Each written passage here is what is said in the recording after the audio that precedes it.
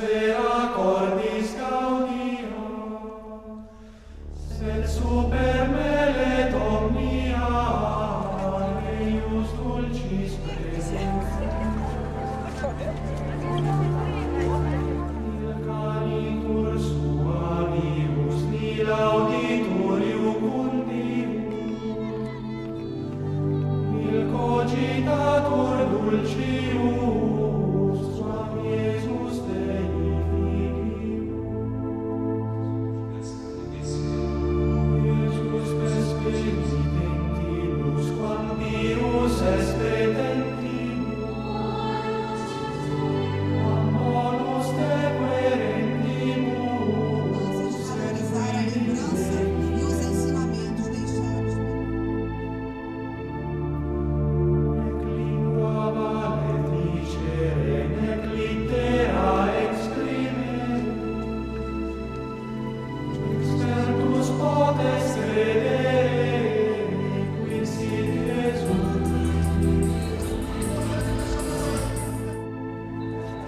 Sit nostrum gaudium, qui es futurus premium,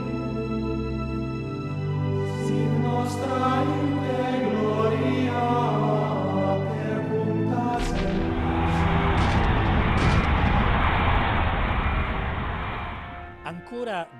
Además de este, nos quedan aún otros dos capítulos para terminar nuestro relato de la historia de la Iglesia Católica. En el capítulo anterior hemos visto cómo nacían y arraigaban dentro de Europa las monarquías absolutistas. Pero a la vez hemos visto cómo surge en la Iglesia Católica un nuevo espíritu misionero. En el año 1622, el Papa Gregorio XV había fundado la Congregación de Propaganda Fide como instrumento para llevar el Evangelio a las nuevas poblaciones que los descubrimientos habían mostrado al mundo. Y como sucede siempre en la Iglesia, los misioneros se encuentran con grandes dificultades al enfrentarse, por ejemplo, con la política de los conquistadores. Y tanto en Europa como en las tierras recién descubiertas, quien lleva siempre las de perder son las personas más débiles, los más pobres, que son cada vez más marginados. En Europa, gracias a la obra de un sacerdote francés llamado Vicente de Paúl, toma forma la nueva evangelización de estos desheredados. San Vicente de Paúl funda la Congregación de los Lazaristas, con la que quiere llevar la nueva del Evangelio de Jesús a los pobres de Europa. Pero la gran novedad es la fundación de una congregación de religiosas que tendrá un espíritu completamente diferente desde las congregaciones femeninas conocidas hasta el momento. Es la primera aparición de lo que podríamos denominar como religiosas activas, religiosas que están en medio de la gente. Vosotras, les escribe San Vicente a las monjas, tenéis como monasterio las casas de los enfermos y aquella en la que reside la superiora. Vuestra celda es una habitación alquilada, vuestra capilla, la iglesia parroquial, vuestro claustro son las calles de la ciudad. Vuestra clausura es la obediencia, la reja el temor de Dios y vuestro velo es la santa modestia. Es una revolución increíble, pero siempre dentro de la senda de la caridad, del amor. Hombres y mujeres dispuestos a dar testimonio del camino de amor, de un evangelio sencillo y de su adhesión a la persona de Jesús. San Vicente logró la aprobación de una organización de mujeres laicas fuera de la clausura y al servicio del prójimo. Estas son las hijas de la caridad, que han alcanzado gran difusión por todo el mundo. Hoy en día son unas 20.000, aunque en los tiempos del tercer centenario de San Vicente, en 1960, cuando yo conocí a esta figura extraordinaria, se decía que las monjas eran 44 o 45.000. Era la comunidad más difundida por todo el mundo, y no eran monjas. Las hijas de la caridad son personas que no hacen ni siquiera los votos, profesan votos secretos anualmente. Solo la primera vez pueden pronunciar la fórmula de consagración fuerte, pero en la fórmula de consagración se hacen votos para un año, de pobreza, castidad y obediencia, según las constituciones y los estatutos que son propuestos. En el siglo XVIII, como se puede ver en este mapa, los cristianos han llegado prácticamente a todas partes, aunque divididos. Los católicos están en Italia, España, Polonia, Austria, Bohemia, Países Bajos, Alemania del Sur e Irlanda. Católicos son también la mayoría de los franceses, muchos húngaros y suizos y una minoría en Inglaterra. Los luteranos son mayoría en Alemania, Rusia y Escandinavia. Los calvinistas predominan en algunas zonas de Suiza, están presentes de forma dispersa por Europa y gobiernan firmemente en Holanda. La situación en las tierras de misión no es muy diferente. Los católicos han arraigado su presencia en Sudamérica y en Asia, así como en los sectores controlados por Portugal en África. En Norteamérica se encuentran todos, desde los católicos hasta los puritanos, pasando por los anglicanos. Como habéis podido ver en los mapas que se han mostrado, ya no hay unidad religiosa. Es verdad que la religión católica es mayoritaria, pero ya no hay unidad. Para entender todo esto, debemos mirar hacia atrás un momento y situarnos en la Universidad de Lovaina, en Bélgica, a principios del siglo XVI. Allí enseña Cornelio Hans, llamado Jansenio, que centra su pensamiento no ya en el Dios misericordioso, amor crucificado, sino en el Dios riguroso.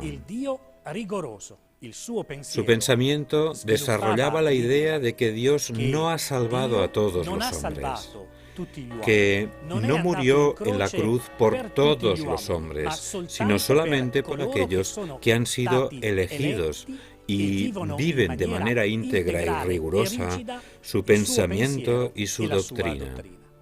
El jansenismo se difunde en Francia hasta el punto de que en 1713 Clemente XI debe dictar una bula que condena las teorías extremistas de uno de los discípulos de Jansenio, un tal Kessner. Pero los más activos contra esta corriente rigorista son los jesuitas, los cuales son la fuerza más importante en la instrucción de las clases dirigentes. Pero también el principal obstáculo para aquellos que querían replantear la participación y la presencia de los católicos dentro de los gobiernos. Pero, ¿cómo estaban organizados los gobiernos de entonces? El siglo XVIII es la época en que la administración de los estados europeos está totalmente concentrada en manos de las familias reales. En la administración de los estados ya no hay órganos representativos medievales como las asambleas de señores de ciudadanos libres o los consejos de las ciudades mercantiles como Venecia. El Estado está ahora completamente en las manos del rey. Este, por medio de una burocracia que controla en su totalidad, gestiona el poder de manera absoluta en estrecha alianza con la gran nobleza y los grandes comerciantes. Leyendo las crónicas de las recepciones de corte de aquella época, da la impresión de estar ante un mundo elegante, de maneras refinadas. La realidad es totalmente opuesta, una violenta pirámide que tiene al rey en su vértice, el cual domina y se aprovecha del duro trabajo de los campesinos y artesanos europeos y de la explotación intensiva de las nuevas tierras, haciendo trabajar a miles y miles de esclavos. En esta situación de gran decadencia social, el rey, los nobles y los gobernantes viven lejos de la gente pobre. Y ésta comienza a preguntarse si todo esto que está sucediendo es voluntad de Dios. El radicalismo jansenista, como ya hemos visto, encuentra tierra fértil donde arraigar cada vez más en medio de la sociedad. Acusan a los jesuitas de favorecer esa injusta política.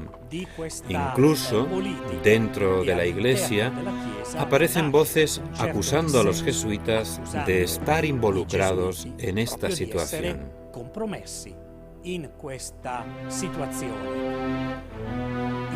En este clima surge la pregunta sobre cuál es el verdadero cristianismo. Ante las divisiones que existen entre los cristianos, intelectuales, filósofos y escritores comienzan a pensar que existe un camino sin Dios. Afirman que la misma Iglesia ha sido superada por los hechos, que no tiene ya nada más que decir. La búsqueda de Dios es un asunto puramente humano. Empieza y termina en la razón, y en ella encuentra sus reglas y modelos a imitar. La Iglesia Católica, los cristianos, los creyentes deben enfrentarse a este nuevo pensamiento que es la Ilustración. La época ilustrada no ha terminado aún. Es un fenómeno de aceleración de las iniciativas laicistas en la educación que ya habían comenzado a principios del siglo XVI, sobre todo con la Reforma luterana. ¿Qué queda de aquella Ilustración francesa de Rousseau y Voltaire? Pues sobre todo el aspecto polémico, no el aspecto constructivo. Voltaire no es antirreligioso, es anticatólico de manera visceral, sobre todo por lo que representaban antes de la Revolución Francesa el alto clero y el vínculo de la Iglesia Católica con el Ancien Régime. Estamos en 1740. Ha sido elegido Papa Benedicto XIV, el cual reintrodujo el rito del lavatorio de pies en la misa del Jueves Santo y revisó el calendario de fiestas religiosas obligatorias. Intentó abrir el diálogo con el mundo de la filosofía ilustrada, escribiendo él mismo a Voltaire. Mientras tanto, crece cada vez más la hostilidad hacia los jesuitas, sobre todo entre los círculos de los ilustrados. Esta hostilidad nace fundamentalmente del hecho de que los jesuitas obedecían solo al Papa y a sus propios superiores. Ahora el pontífice es Clemente XIV. Durante su pontificado se alzan voces que presionan procedentes de los diferentes gobiernos europeos como Portugal, España y el Reino de Nápoles, o los ducados de Parma y Piacenza, solicitando que se silencie a los jesuitas. Las presiones son tales que Clemente XIV se ve obligado a suprimir en 1773 la Compañía de Jesús. Aquellos jesuitas, fundados a mediados del siglo XVI por San Ignacio de Loyola, eran suprimidos con un acto administrativo del pontífice. El daño es enorme. Las escuelas, universidades, centros de formación y reunión de jóvenes son cerrados. Vivimos anticipadamente, aunque quizá de manera menos dramática, lo que sucederá más adelante con la Revolución Francesa, cuando sacerdotes, monjas, religiosos e instituciones católicas serán violados y cerrados. En el año 1776, las 13 colonias inglesas de Norteamérica declaran su independencia de Inglaterra. El acto por medio del cual nacen los Estados Unidos de América es también la primera formulación de los derechos del hombre. Desde aquel momento, la pequeña comunidad católica y los irlandeses que habían emigrado allí son reconocidos con los mismos derechos y dignidad que las demás religiones. Es el 6 de noviembre de 1789. John Carroll es nombrado primer obispo de los Estados Unidos de América en la diócesis de Baltimore, donde la presencia católica era más numerosa. La capacidad de gestión de este obispo, que había sido uno de los padres fundadores del nuevo estado, obtuvo sus frutos. Cuando el obispo John Carroll murió en 1815, los católicos eran ya 150.000, los sacerdotes 100 y 4 las sedes episcopales. Algo muy diferente sucedió en Francia con la Revolución Francesa. La Declaración de los Derechos del Hombre significó para la Iglesia Católica una auténtica matanza indiscriminada de sacerdotes, monjes y monjas, conventos e iglesias profanadas y quemadas. Las guillotinas cortaban la cabeza de todo aquel que fuera considerado antirrevolucionario. La descristianización de Francia se había convertido en uno de los objetivos del terror, que culminará el 2 de mayo de 1794 con un decreto de Robespierre que introducía por ley el culto al Ser Supremo, concebido como una especie de religión oficial del Estado. Este es el último acto de una guerra con la que creían haber destruido y fragmentado a la Iglesia. Así pensaban y esperaban, pero la sangre de miles de inocentes no fue vertida inútilmente. Entre todos estos episodios, no podemos dejar de recordar a un grupo de monjas carmelitas, guillotinadas mientras invocaban cantando la presencia del Espíritu para que la Iglesia de Jesús volviera a florecer en las tierras de Francia. Mientras suceden estos violentos y sangrientos hechos, el Papa es Pío VI, que al principio se mostró atemorizado ante tal violencia. En 1791, los revolucionarios franceses pretendieron que los sacerdotes jurasen y firmasen su fidelidad a un Estado que era claramente anticristiano. Y el sucesor de Pedro alzó la voz para condenar en su totalidad la Revolución Francesa. Tras la breve etapa del triunvirato, surgió la figura de Napoleón Bonaparte, el cual mantuvo siempre bajo presión al Papa. En 1796 ocupa Milán, a las puertas del territorio pontificio. A pesar de su presión cada vez mayor, el Papa no retira su condena a los principios de la Revolución Francesa, que pretendían arrebatarle de su cuidado al rebaño que Dios le había confiado.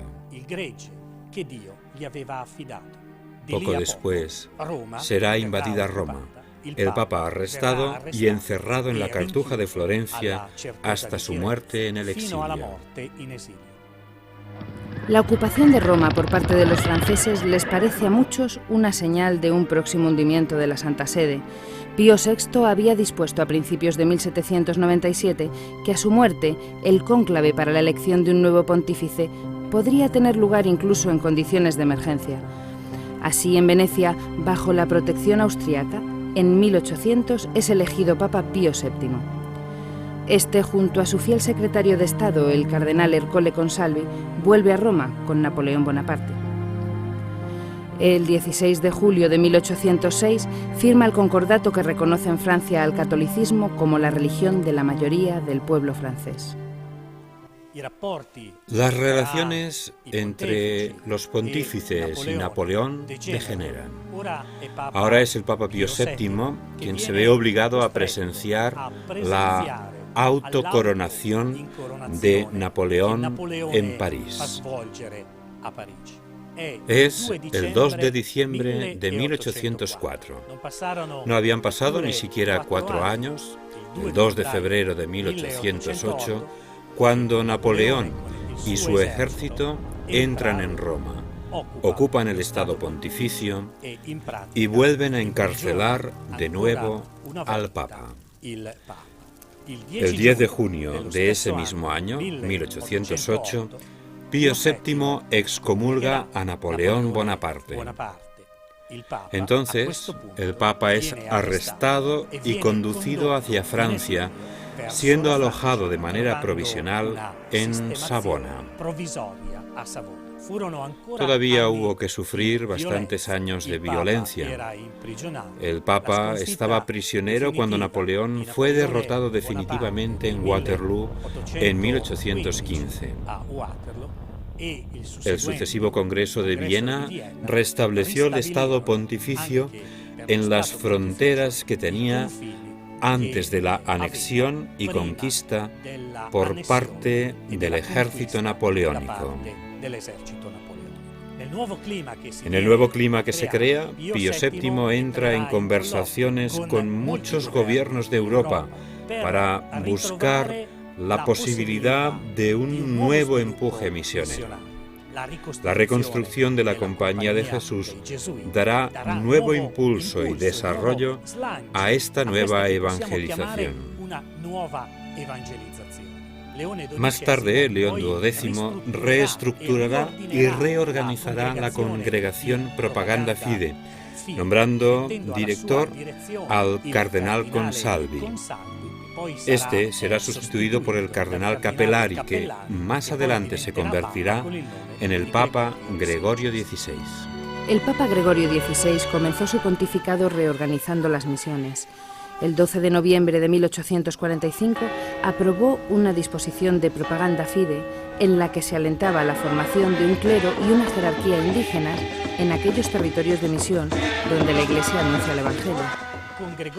Con Gregorio XVI, la Iglesia afirmaba su alejamiento de las luchas meramente políticas y se dedicaba con nuevo vigor e impulso en esta evangelización, a la misión de llevar el Evangelio a todos, para hacer cada vez más presente la vida de Cristo. Evidentemente, esto no significa encerrarse en el ámbito espiritual, sino trabajar con más ahínco en apoyar a los más pobres, en apoyar a quienes más necesitan. Aquí podemos ver el nacimiento de lo que luego será el desarrollo de la doctrina social de la Iglesia, de los principios que deben guiar a una sociedad. Los principios que deben estar en la base de una sociedad que vea en el hombre a la persona, un hombre cada vez más individuo con sus derechos y deberes. En la Revolución Americana, fundada precisamente en la Declaración de los Derechos del Hombre, surgirá una federación de estados democráticos. En Europa hará falta más tiempo. Las guillotinas, los campos de concentración, la violencia, los gulag, se irán sucediendo todavía en nuestra Europa, prácticamente hasta ayer. Al final de nuestra historia de la Iglesia Católica, del cual nos separan solo 2 capítulos, vemos que aquellos que profetizaban el final del catolicismo, el final del cristianismo, el final de las creencias, han recibido una respuesta completamente diferente por parte de la historia.